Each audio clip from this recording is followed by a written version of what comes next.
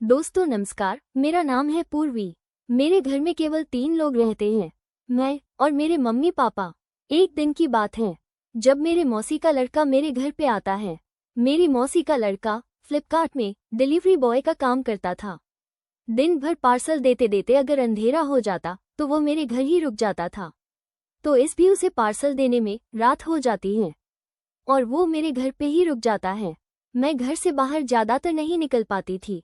मुझे जो भी सामान चाहिए होता था मैं अपने मौसी के लड़के मीनू या फिर अपनी मम्मी से मंगा लेती थी। अब जब मीनू मेरे घर पे आता है उस समय मुझे अंडरगारमेंट्स की जरूरत थी। पहले मैंने मम्मी से मंगाया था लेकिन अब वो फट चुके थे। मैंने सोचा क्यों न अपने भाई मीनू से ही मंगा लूं। रात का खाना खाने के बाद जब सब लोग अपने कमरे में चले गए मैं सीधा मीनू के पास गई और बोली, भाई मुझे कुछ सामान चाहिए थे, क्या तुम मुझे ला दोगे? भाई ने कहा, हाँ बिल्कुल ला दूंगा, क्या चाहिए बोलो। अब मुझे बोलने में बहुत शर्म आ रही थी लेकिन फिर भी ये जरूरी चीजें थी और इनकी मुझे आवश्यकता भी थी। तो मैंने मीनू से कहा कि भाई मुझे अंडरगारमेंट्स चाहिए थे, तुम आज शाम को भी पार्सल देते वक्त मेरे ही घर पे आ जाना और साथ में मुझे अंडरगारमेंट्स भी जरूर लाना। मैंने अपने भाई को अपने अंडरगारमेंट्स का साइज भी बता दिया। मैंने अपने ब्रा की भी साइज बोल दी। मैंने कहा कि मुझे 30 नंबर की ब्रा एकदम फिट होती है। भाई ने कहा ठीक है, मैं कल शाम को लेकर आऊंगा। फिर मैं अपने कमरे में जाकर सो जाती हूँ। सुबह होती है, मैंने खाना बनाया और पहले भाई मीनू को खाने के लिए दिया क्योंकि उसे पार्सल बांटने जाना था। अब जब मीनू खाना खाकर घर से बाहर अपने ड्यूटी के लिए निकलता है मैं उस वक्त भी उसे याद दिलाती हूँ कि भाई मेरे अंडरगारमेंट्स को लेते आना। उसने कहा ठीक है, मैं जरूर लेकर आऊंगा। अब मैं अपने घर के कामकाज में लग जाती हूँ। जैसे ही शाम होती है मीनू फिर से घर पे आ जाता है। घर आने के बाद मीनू मुझे चुपके से मेरे अंडरगारमेंट्स को दे देता है और मैं ले जाकर अपने कमर में रख देती हूँ। फिर मैंने रात का खाना बनाया और सभी को खाना खिलाया और फिर खुद खाना खाकर अपने रूम में चली आई। आने के बाद मैंने अपने अंडरगारमेंट्स को पहनकर उसका साइज देखना शुरू किया। जैसे ही मैंने अपने गारमेंट्स को पहना तो मेरी ब्रा मुझे बड़ी लग रही थी क्योंकि भाई ने गलती से ब्रा की साइज बड़ी ले ली थी।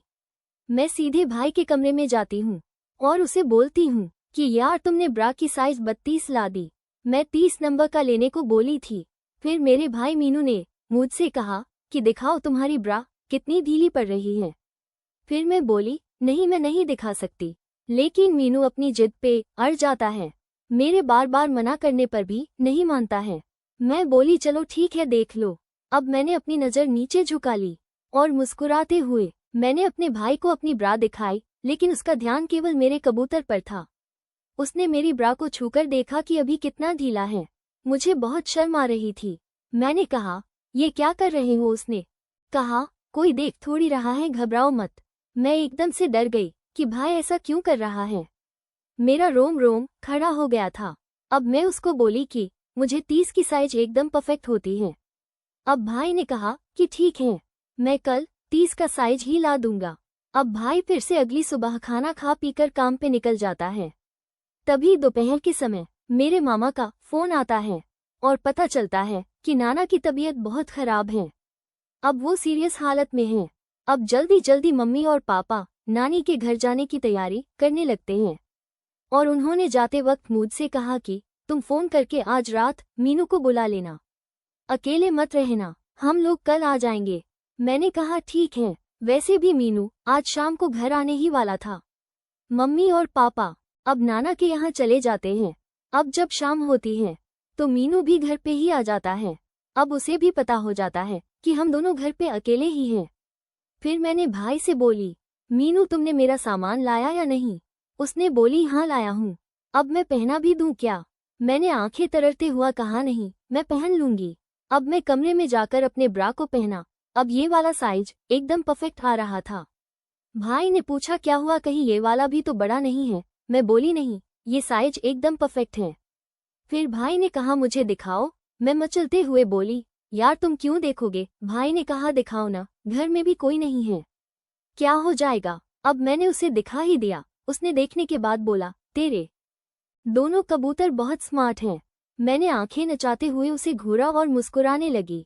खैर अब मैं रात का खाना बनाती हूँ। मीनू टीवी देख रहा था। मैंने उसको आवाज लगाई, भाई आकर खाना खा लो। उसने बोला कि आ रहा हूँ। मैंने खाना लगा दिया। अब हम दोनों खाना खाने के बाद मैं अपने कमरे में सोने चली गई। भाई भी अपने कमरे में सो रहा था।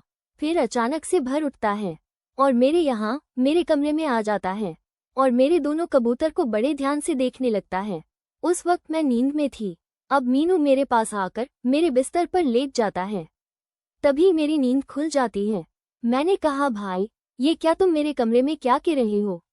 उसने कहा, मुझे तुमसे कुछ बात करनी है।